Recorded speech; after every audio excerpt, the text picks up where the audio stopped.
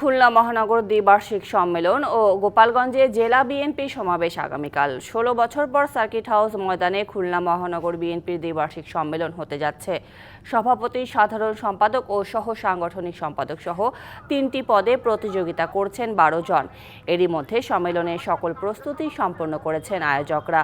সম্মেলন সফল করতে ১৯টি সাব কমিটি গঠন করা হয়েছে। এদিকে ১৯ বছর পর আওয়ামী লীগের দুর্গখ্যাত গোপালগঞ্জে জনসভা করতে যাচ্ছে বিএনপি। দ্রব্যমূল্যের ঊর্ধ্বগতি রোধ, আইনশৃঙ্খলা পরিস্থিতির উন্নতি ও নির্বাচনী রোডম্যাপ ঘোষণা সহ বিভিন্ন দাবিতে দলটির কেন্দ্রীয় কর্মসূচির অংশ হিসেবে এই সমাবেশ হবে।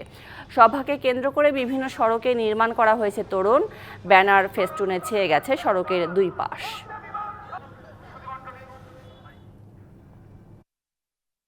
যারা ত্যাগী, পরীক্ষিত, যারা বাড়ি ঘুমিয়েছিল না, এই ধরনের প্রার্থীকেই তো জনগণ বেছে নেবে। প্রত্যেকটি আন্দোলন সংগ্রাম, প্রত্যেকটি মহাসমাবেশ আমরা সঠিকভাবে সফলভাবে করেছি। আমাদের বিশ্বাস আছে যে কাউন্সিলররা যদি রায় দিতে পারে আমাদেরকে অবমূল্যায়ন করবে না। এই গোপালগঞ্জে একটু মুক্ত পরিবেশে একটু বড় ধরনের বিএনপি সমাবেশ হতে যাচ্ছে।